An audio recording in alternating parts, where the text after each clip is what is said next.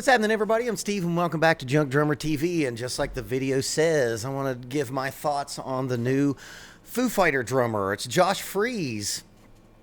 What a great drummer. What a great choice. I'm most familiar with Josh Freese through A Perfect Circle. He's played with everybody. The thing about Josh Freese is he's ghost drummed so many records out there. It's just like this dirty little secret that bubbles, underneath the recording scene. Is if a local band that does good comes in the studio, and if their drummer can't make the gig, Josh Freese gets called. I used to work with a producer that actually produced all the Sublime stuff, and he used to call them $1,000 a day drummers, and Josh Freese is the epitome of $1,000 a day drummer. I will say this: watching that one video and watching him like shred like a trash can ending at the end of whatever song they were rehearsing,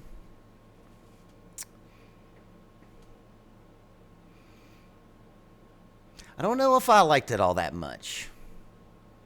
And I completely understand that how much the Foo Fighters have been going through, because that was their boy, right? That was their friend, and then he's not there anymore. And I am so glad that they are hopefully going to be able to, and I'm sure will, get to heal through playing these songs that they played with Taylor Hawkins, right? But I don't know. I just wish he wouldn't have just showboated so much. Maybe I'm thinking that it's not being reverent enough, but that might be just my hang up. I wish he wouldn't have shredded.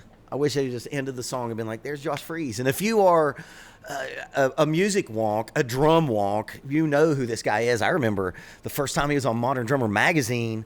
Damn, that seems like it was 20 years ago. I could be wrong about that, but it's been a long time since I bought that Josh Freese Modern Drummer. I don't know. I guess I wanted to do this video as kind of a therapy session to get through it, because I love the Foo Fighters. God damn, I love them. If you could see on the other side of this camera, there's a huge Foo Fighters poster in my studio. They couldn't have made a better choice. I think there were rumors that maybe Roger Taylor's son, who I guess had kind of a relationship with the band, might be it. But, dude, it's Josh Freese. When in doubt, break glass and call Josh Freese. And he's such a great example of being prepared for anything that comes his way. I mean, he's played with Devo. I should have looked up all the people that he played with. He played with Devo. Is it the Vandals, that punk band that he's had a long-term relationship with, as their drummer? He's just everybody. And again, I truly believe that he's the drummer on Sugar We're Going Down Swinging.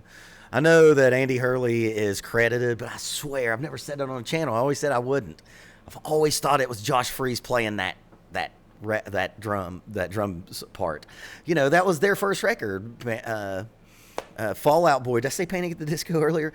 Fall Out Boy. They were the local band that does good. And Andy Hurley's a good drummer, but I swear Josh Freese. If I could bet $1,000 on that, I would. That's the thing. He's all over. It could be said, and it's probably true, Josh Freese has played on more records that's been sold than even the Foo Fighters. Think about that. Think about how many, bazillion records that the Foo Fighters have sold by themselves, and just think of all the records that have sold that had Josh Freese on it. You couldn't even do that number because we don't know all the ghost drumming situations he's been in. Foo Fighters, man, I'm glad they're back.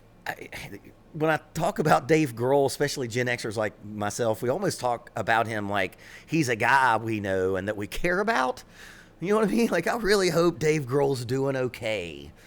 Because in this rock world, there's a lot of fucking shitheads. And Dave Grohl, for many decades, has proven that he is not of that ilk. So, he's the white Snoop Dogg. That's what Dave Grohl is. Dave Grohl is white Snoop Dogg. He's the guy that's so fucking cool that just everybody loves him, and he's timeless, and he's done so much to shape culture and entertain. He's Snoop Dogg. That's who Dave Grohl is. And I really am, like, when I saw the video of them smiling, I've been there. Like, I've lost a lot of friends in the music scene, unfortunately. And I know what it's like to get together at that next time and, like, be like, oh, big weight off of our chest, and we can smile again after many months of frowning. So that's one of the things I really took away from that video. Josh Freese, Foo Fighters, they come close to me. Of course, I'm going to go. I'm going to learn my lesson. Foo Fighters, one of those bands where like, I'll get them the next time. I'll get them around the next time. And, you know, I didn't get to see Taylor. I did that with Tom Petty, like an asshole. I had tickets twice to Tom Petty, and I got booked in gigs that warranted me saying this gig is bigger than going to that show. But it was Tom Petty. I was going to get him on the come round. He's coming back, right? He was never going to go away. Prince, same fucking thing. He's just never going anywhere. I'm never going to make that mistake again. I'm going to learn my lesson on this next Foo Fighters tour. I'm for it. Josh Freese, bring us back the Foo Fighters, because we need them. Next video, I'm going to be reviewing the Queens of the Stone Age's new song. Speaking of Dave Grohl, I think he's on that track. I'm not sure. I'll see y'all next time.